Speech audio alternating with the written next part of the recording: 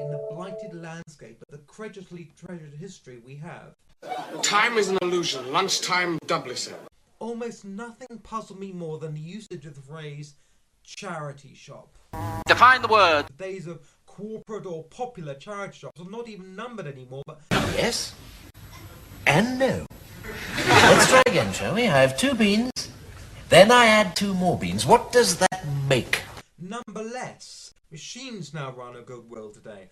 Heartless corporations and groping institutional departments sweep the understanding nature of our compassion like great dustbins. Still, perhaps we should be grateful, for there was much dust under the mouldy carpet. Moreover, in this age of marketed paranoia, the dust has turned into excrement, and the excrement is diligently wrapped in red tape today, masturbated over by a loving bureaucrat. I'm a wanker, I'm a wanker, and it does me good like a bloody well should. I'm a wanker, I'm a wanker, wank, wank, wank, wank, wank, wank, wank, wank, wank. Even though mobile networks are now becoming unreliable, the government choose numerous and absurd legislations, winding themselves around contemporary charities like unstoppable growth inhibitors. Through the high street outlets seem to be thriving. It is unfortunate also that public awareness of the sort of wealth that flows in and out of them is also growing, and the amount of people choosing to shop at charity shops is a result decreasing. This might be indicated by the fact that last year's figures on the Charity 250 index went down by 3.74%, a disappointing realisation since the average for such is 7% per annum in the past. Are we to blame for not giving, or are the charities to blame for not asking nicely enough? I'm a poor hermit, a tech charity, I don't give it. And they also take without saying thank you. It's all probably a bit of both. The aforementioned legislations are not running the outlets of many favours.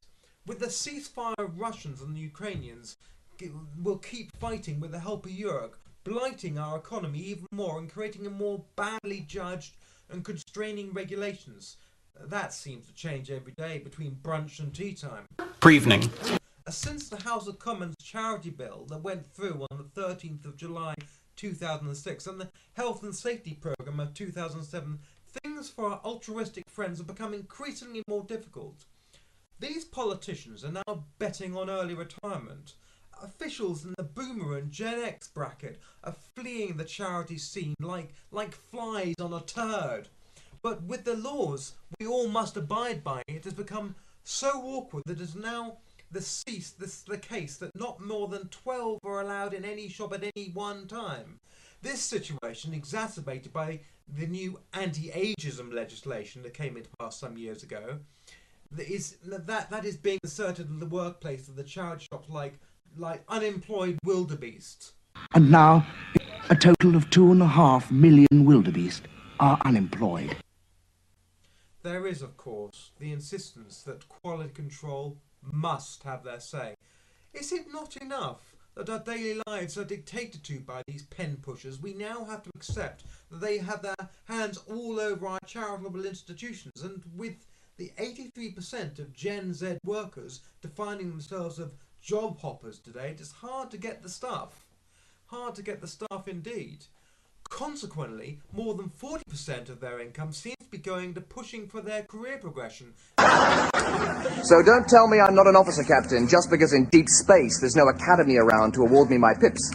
As the outlets are sidelined.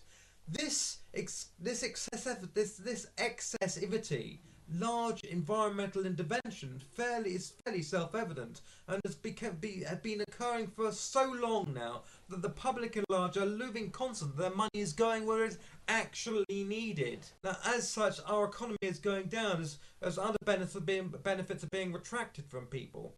While the hydrogen extraction has been dug up studiously in eastern Russia, but the charity shops are still not at the top of the agenda and don't benefit for any economical change that occur at all in global events.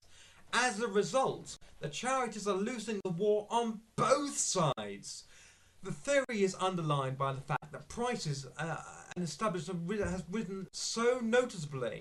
A very fine pair of jeans can be found in many supermarket chains for almost £2.50 today, which declines at the charity shops.